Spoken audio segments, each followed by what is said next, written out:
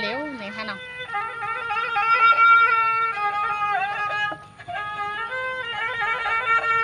สังวานนี่นะพี่น้าน้องตีฮัก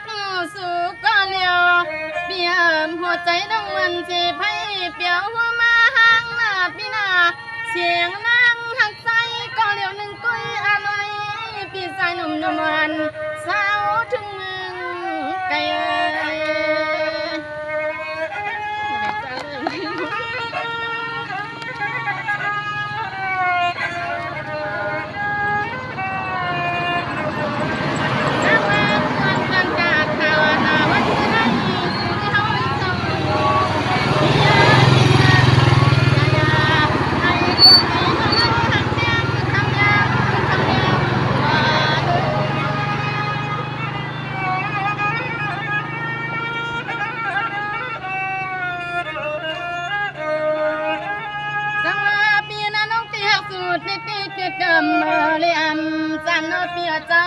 วันจิบวันมายาก็นำปล่อยปันพี่เกิด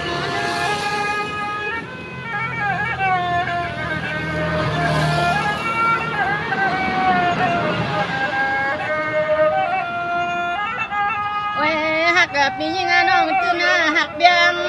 หักแห้งพี่เฮาก็เหลียวหนึ่งก้อยอร่อยพี่ใส่มาริยอสวัสดีนะนั่งงานหักกรรมนั่งงานนักดังไทยนัก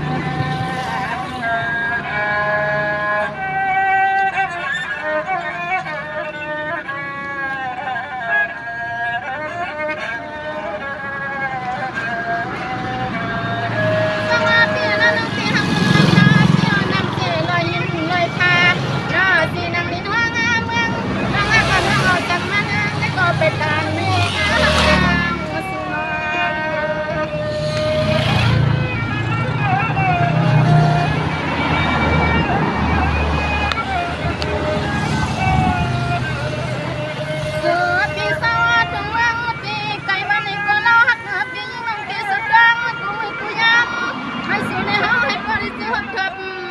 เส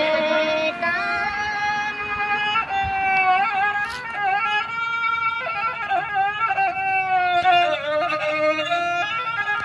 เว้พี่น้องยิงน้องตำเส้นใจเส้นคอฮักชอบพี่เฮาก็เหลียวหนึ่งก้อยอร่อยนุ่มๆอ่อนนาใจฮักก็ปิ่มบ่น้ำสวนถึงผู้ใจก็กวนลายก่อนเสียงน้องเพียงฮักใจพี่กำใจ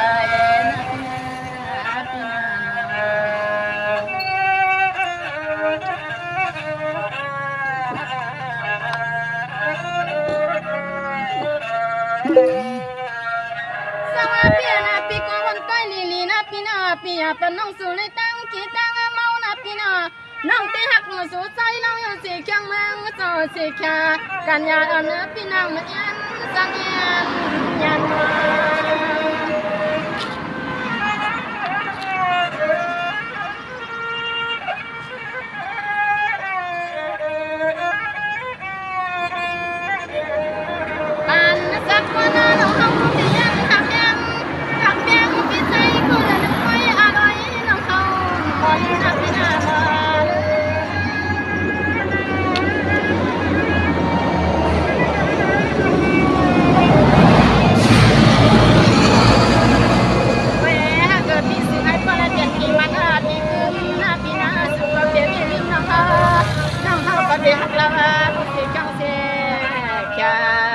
กันยาเนื้อพี่สุเลียวให้พระปกเก็บฟังหง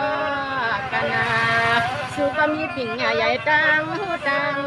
หันมาพี่นา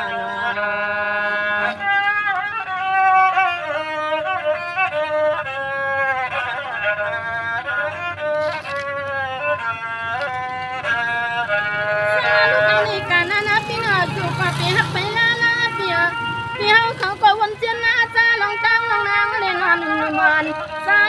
ปีนี้เลยกำใส่เอามา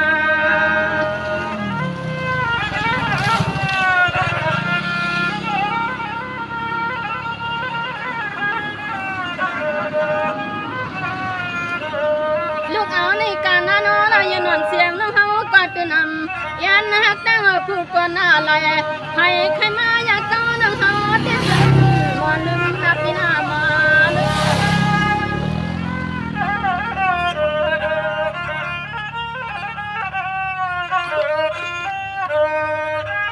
เว้ฮักเกิดปีซึ่งให้ป้อนให้เป็นปีมันปีกึมหน้าสุกเปียเวลืมน้องเฮาน้องเฮาร้องหักเล่าปีตายอยากสีกังเสียอย่าดูปีตายเปียวอย่าปีมีลืมกันนาลายนวลรถเกิดใจปีมีปิ่งใหญ่ดังหูดังฮานาติติ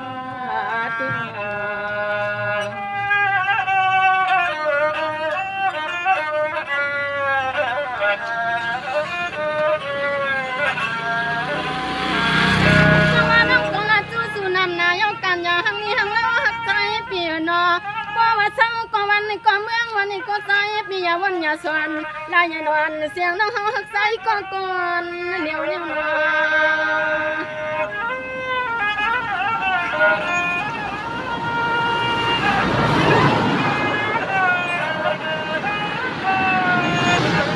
คำหังนี่หักปีสูในฮาเลยเศร้าก็ตีก็ตังก็วันก็เมืองก็วันนั้นหนึ่งตีเลยคืนหับทับดอมันงากับปีมานางา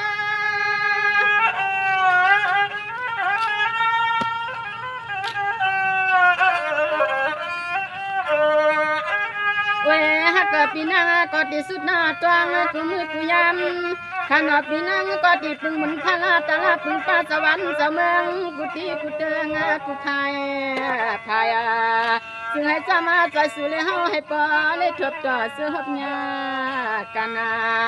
ซึ่งให้สู่เลยเฮาให้ปอเลยเสื้อหอบเจอหันนานอพี่น้องพี่น้องมีหนึ่งไว้ก็อย่างน้อยก็หักมีไก่จังหวัดดังกอดดังเอากำกันลอยลอยขนอเจ้าคู่สู่สิงตาขาตีย้อนพลอยลัดอุบต่อคำเจ้าเฮาทวมลีลีนอ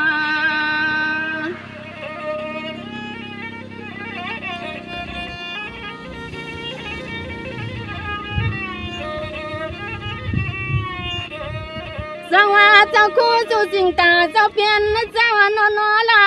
อย่านอนเสียงขานังขานอสุดตังเติงปันขานอกูวันหน้าปีเฮ็ดหน้าลองกันที่นี่วัดกังลองมุงลองมังเจ้าเฮาข้าซึ่งให้เจออองเสกันมันเปลี่ยนนอนอยู่เพียวมันนั่นแหละ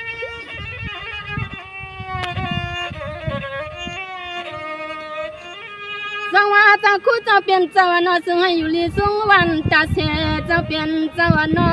คำเจ้าเฮาก็ออกแน่ทุ่งเมืองเปิ้นว่าเจ้านอซึ่งให้ป้าในมนในเสือกูคำกูขึ้นเจ้านอลุ้นข้าสู่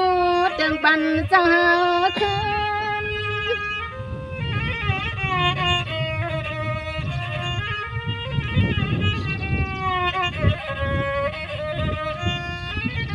เวเจ้าคู่เจ้าเปลี่ยนเจ้านอซึ่งให้ป้าแก่ทูกูยำขานอเจ้านอนอตะกะขนางสุดดังมังกาลาเฮ็ดนาลงกันที่ในศาสนาซึ่งให้ป้าอ่องป้าแก่ป้าลีซึ่งให้คำเจ้าป้าอ่องป้าแก่ป้า